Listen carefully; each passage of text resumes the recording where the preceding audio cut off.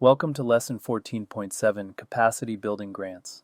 Throughout this course, we have primarily focused on program grants, those funding specific services or activities that directly address community needs.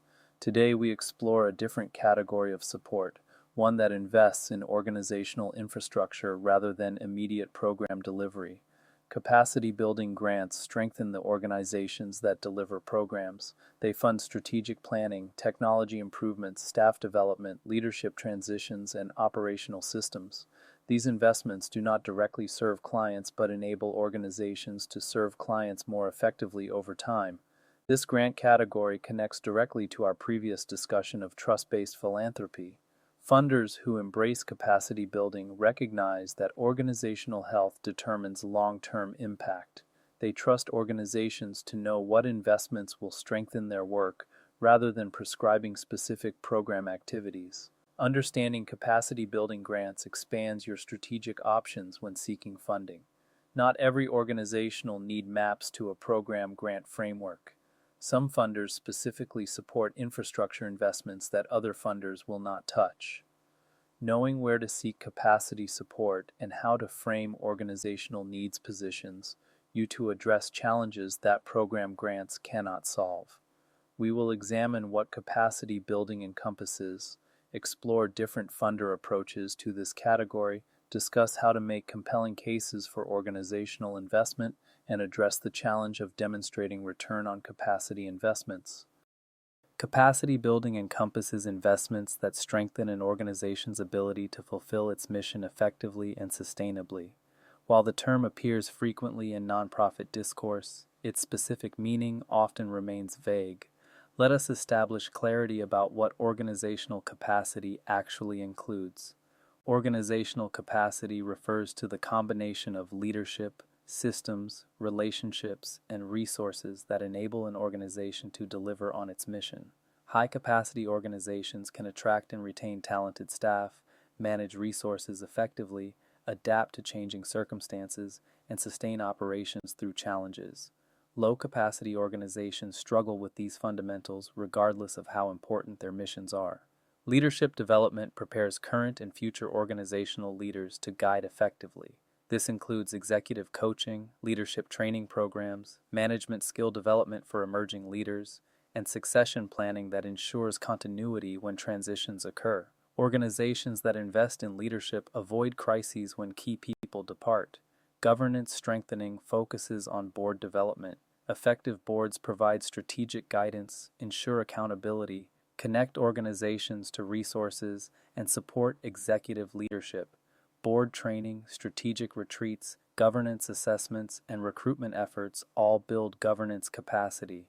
Operational systems include finance, human resources, and information technology infrastructure. Professional accounting systems, modern HR practices, reliable IT platforms, and efficient administrative processes enable organizations to focus energy on mission rather than struggling with operational basics. Strategic planning and organizational assessment help organizations clarify direction and identify gaps. These processes, when conducted well, produce roadmaps for development and provide frameworks for making difficult choices about priorities. Capacity building support takes multiple forms depending on organizational needs and funder preferences. Understanding these categories helps you match needs with appropriate funding sources. Consultant engagements bring external expertise for specific capacity challenges. Strategic planning consultants facilitate organizational direction setting. Organizational development consultants assess operations and recommend improvements. Technology consultants guide system selection and implementation. Executive coaches support leadership development. Consultants provide specialized knowledge that organizations may not have internally. Technology investments address increasingly critical operational needs. Database systems track program outcomes and donor relationships. Financial software enables professional accounting. Communication platforms support remote work and collaboration. Hardware upgrades keep operations current. Technology investments often have long, useful lives, making capacity investment particularly valuable. Staff development builds human capital within organizations. Training programs develop specific skills. Professional certifications enhance credentials. Conference attendance enables learning and networking. Sabbaticals prevent burnout and enable reflection. Investment in staff capacity compounds over time as people apply and share learning. Infrastructure projects improve physical environments. Facilities renovations may not seem like capacity building, but significantly affect organizational effectiveness. Safe, functional, accessible spaces enable better work. Deferred maintenance creates ongoing drag on operations. General operating support, as discussed in our trust-based philanthropy lesson, functions as capacity building when organizations use flexibility to invest in infrastructure. Unrestricted funding lets organizations address their most pressing capacity needs rather than only those matching specific grant categories. Understanding why capacity building matters helps you make compelling cases to funders and to your own organizational leadership when advocating for infrastructure investment. Program effectiveness depends fundamentally on organizational health. The most innovative program design fails when implemented by organizations lacking systems to support delivery.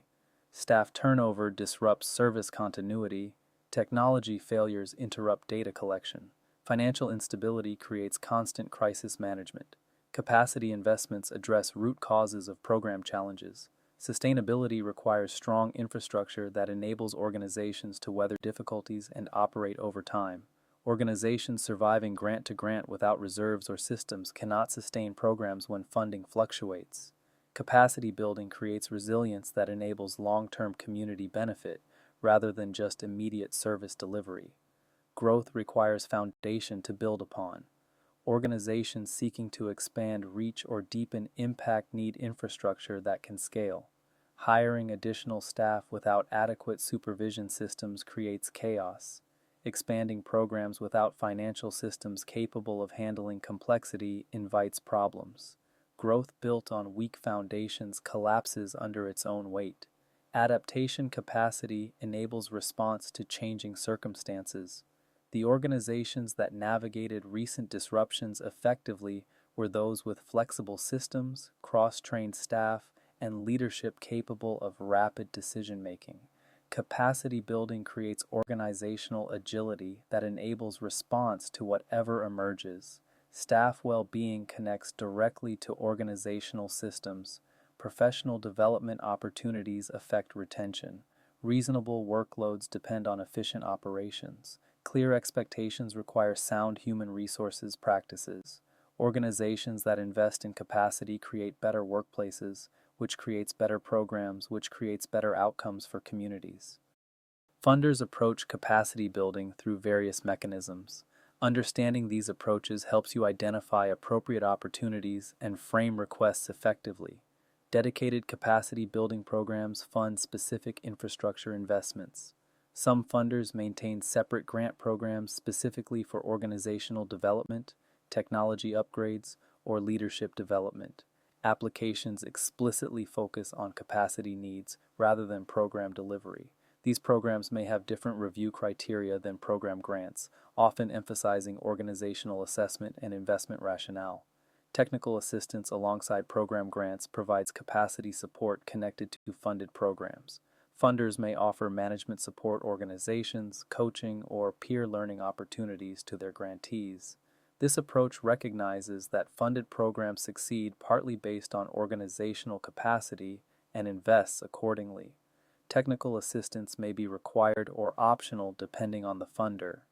Cohort-based organizational development gathers multiple organizations for collective capacity building. Funders convene grantees for shared learning, provide group training, or facilitate peer consulting among organizations facing similar challenges. Cohort approaches efficiently deliver capacity support while building relationships across the funded community. Intermediary organizations receive funder support to build capacity of multiple organizations. Management support organizations, nonprofit associations, and consulting groups may receive foundation funding to provide capacity building services at reduced cost to community organizations. This leverages specialized expertise across multiple beneficiaries. General operating support functions as implicit capacity building when organizations use flexible funding for infrastructure investment. Funders providing unrestricted support trust organizations to allocate resources wisely, which often includes addressing capacity needs alongside program delivery. Before seeking capacity building support, organizations benefit from systematic assessment of their capacity needs. Random requests for whatever seems urgent produce less value than strategic investment in priority areas. Organizational assessment frameworks provide structured approaches to evaluating capacity. Various tools examine governance, leadership, management, operations, and external relations. These frameworks establish baseline understanding and identify relative strengths and weaknesses. Assessment results guide investment priorities and create benchmarks for measuring improvement. Connecting capacity gaps to strategic priorities ensures investments serve organizational direction. Not all weaknesses need immediate attention. Capacity building should strengthen the organization's ability to pursue its strategic goals. Technology investment matters most when technology gaps limit strategic execution. Leadership development becomes priority when transitions loom. Distinguishing symptoms from root causes prevents wasted investment. High staff turnover might seem like a recruitment problem, but actually reflect inadequate supervision, poor compensation, or unclear expectations.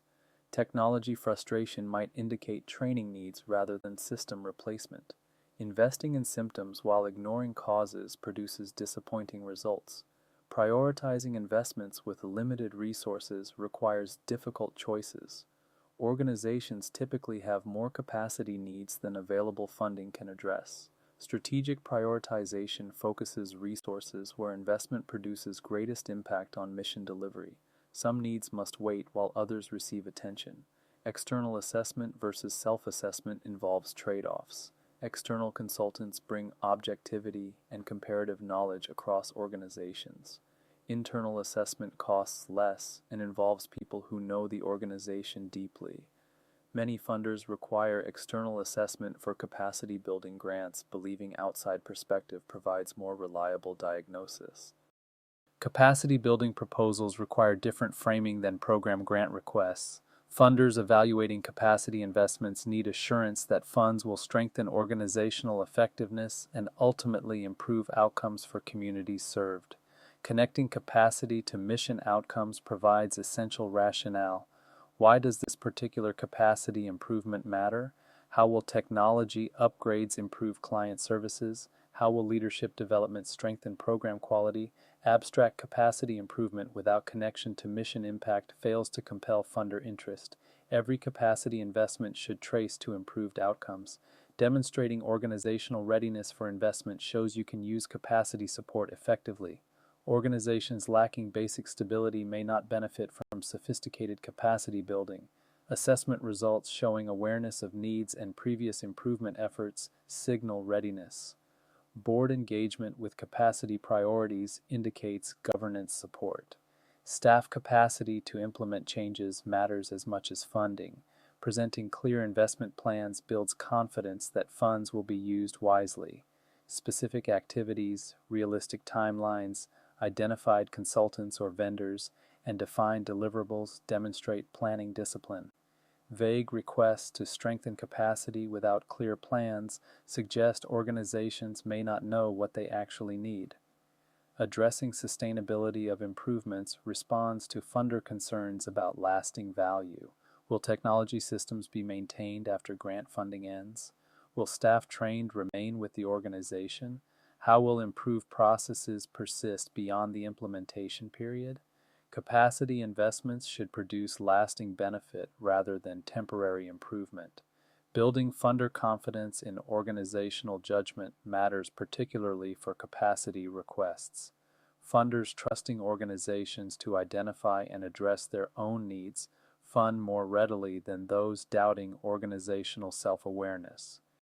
Strategic planning represents one of the most common capacity building requests. Understanding how to approach planning support helps you seek and use these grants effectively. When strategic planning makes sense varies by organizational circumstances.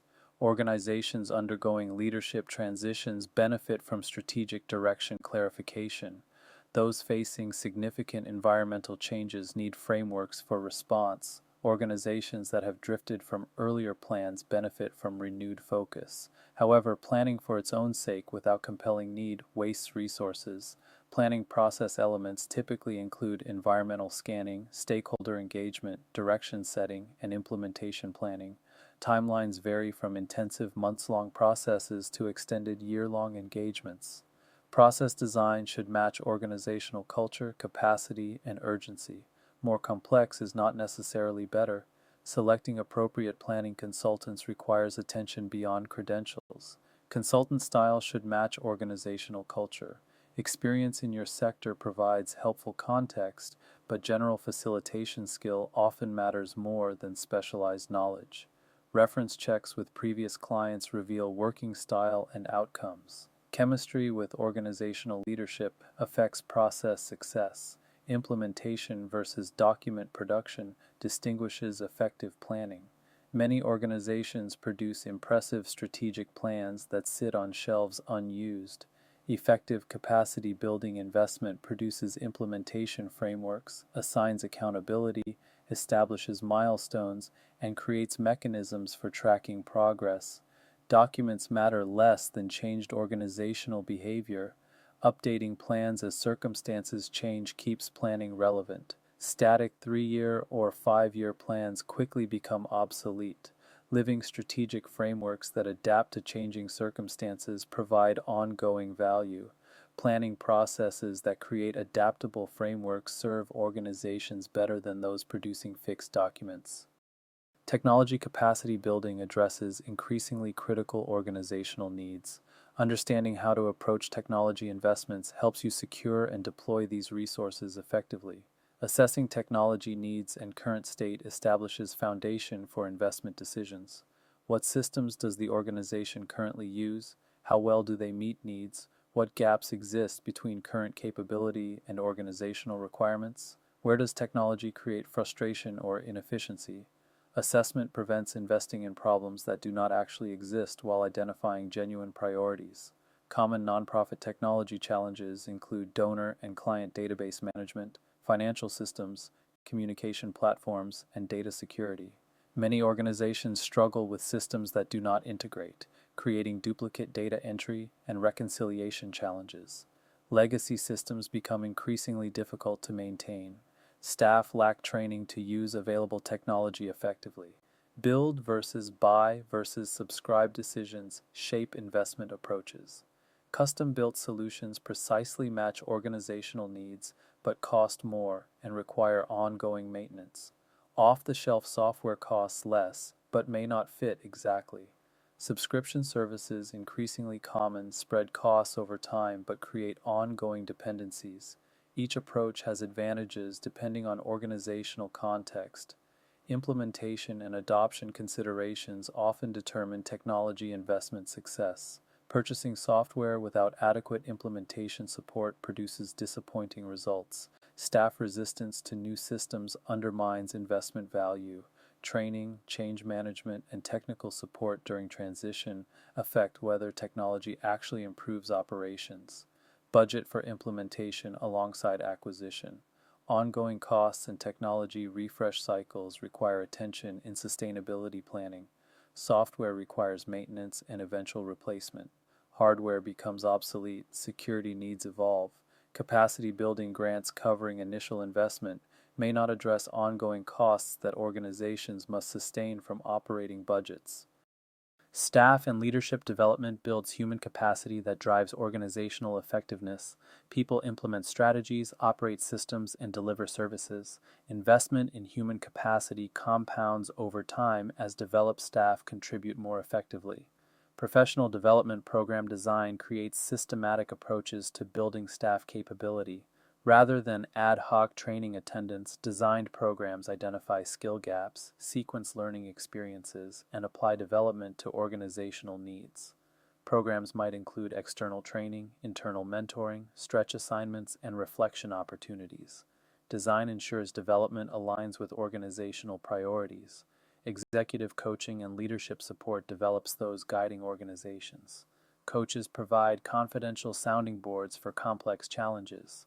They help leaders develop self-awareness, improve management practice, and navigate difficult situations. Executive transition support helps new leaders succeed in unfamiliar roles. Investment in leadership capacity affects entire organizational effectiveness. Succession planning frameworks prepare organizations for inevitable transitions. Who would step into key roles if current occupants departed suddenly? What development do potential successors need? How will organizations maintain continuity through leadership changes? Succession planning reduces transition disruption and retains institutional knowledge. Staff retention connects to development investment. People stay with organizations that invest in their growth. Development opportunities rank among top retention factors. Organizations that develop staff build loyalty while building capability. Those that underinvest in development struggle with turnover that undermines other capacity investments. Building learning culture in organizations creates ongoing development beyond formal programs. Organizations that encourage experimentation, reflect on experience, share knowledge across staff, and embrace continuous improvement develop capacity continuously rather than only through specific investments. General operating support, while not always categorized as capacity building, often functions to build organizational capacity. Understanding this connection helps you seek and deploy flexible funding strategically. Flexible funding as capacity building recognizes that unrestricted support enables organizations to address infrastructure needs that restricted grants cannot cover. When organizations receive operating support, they can invest in technology, professional development, reserves, or whatever capacity needs are most pressing. Flexibility enables strategic allocation. Organizational discretion in resource allocation allows addressing actual priorities rather than funder-defined categories. Organizations know their needs better than external funders. When trusted with discretion, most organizations make sound investment decisions that strengthen their effectiveness.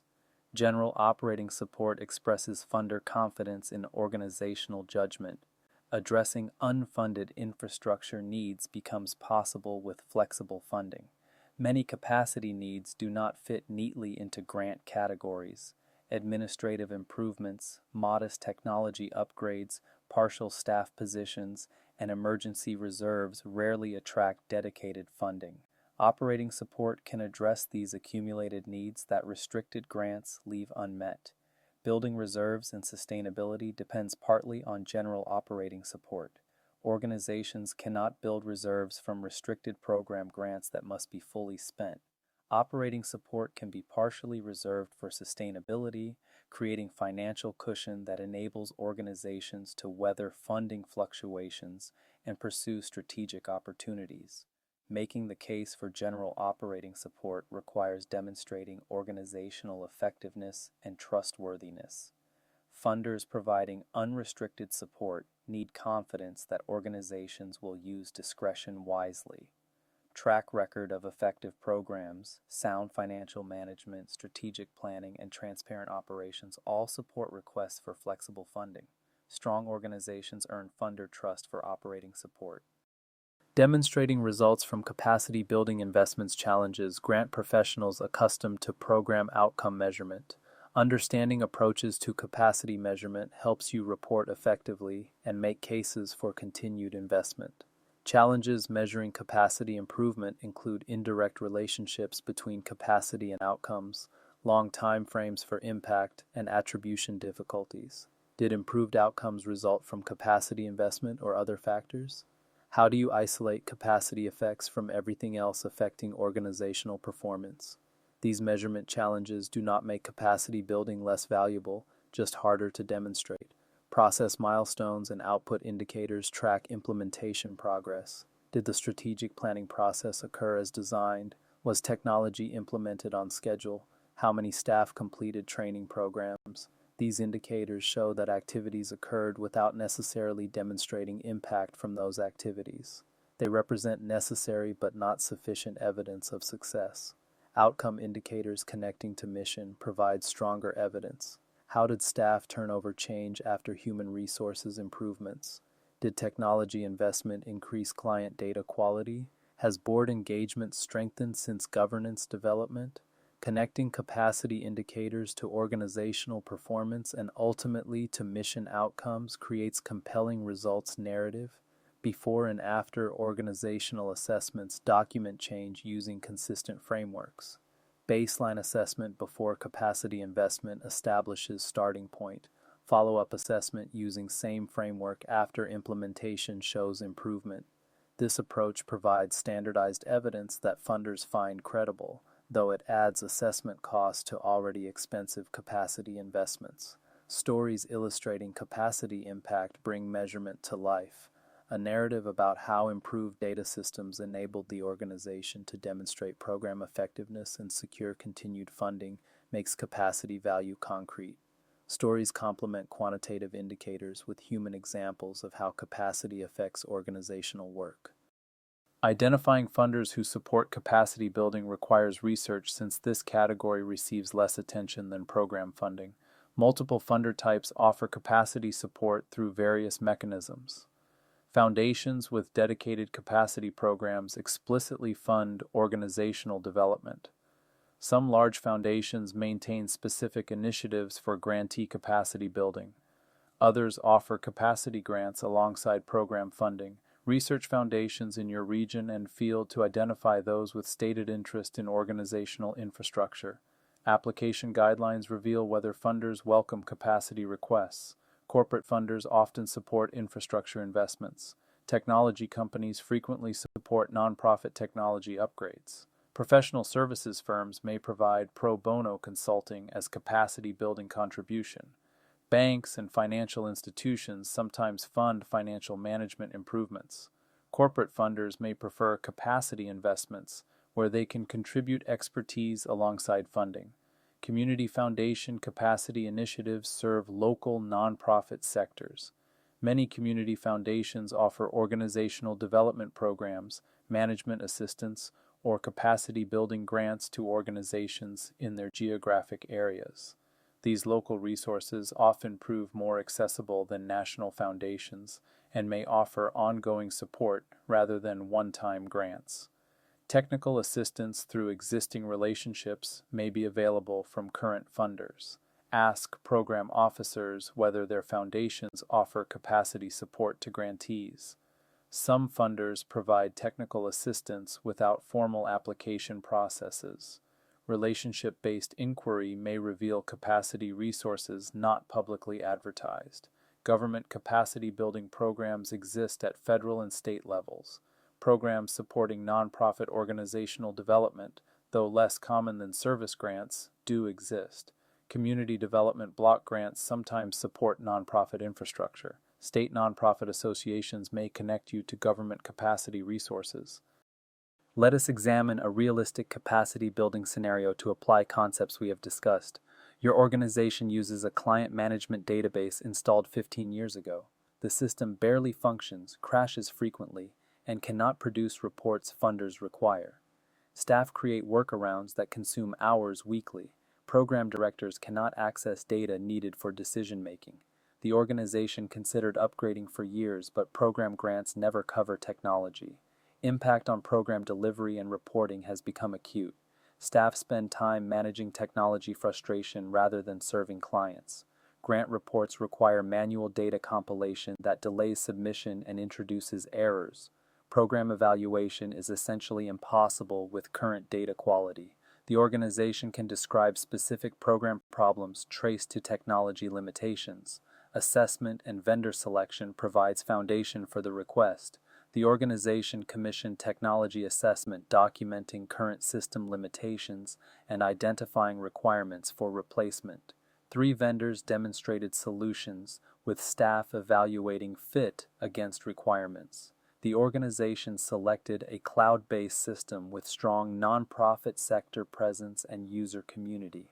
Implementation plan with training component shows realistic deployment approach. The plan phases implementation over 9 months, beginning with core functionality and adding features progressively. Every staff member receives training appropriate to their system use. A staff technology lead will support ongoing training and troubleshooting. The plan acknowledges implementation challenges and builds in contingency time. Sustainability and ongoing cost considerations address funder concerns about lasting value. The organization commits operating budget for annual subscription costs. Reduce staff time on workarounds frees resources for subscription. Technology refresh in future years becomes normal operating expense rather than capital crisis. Today's lesson explored capacity building grants, investments in organizational infrastructure that enable more effective and sustainable program delivery. We distinguished capacity building from program funding, recognizing that strong organizations require both direct service resources and infrastructure investment. Multiple capacity building types address different organizational needs. Strategic planning clarifies direction. Technology investments modernize operations.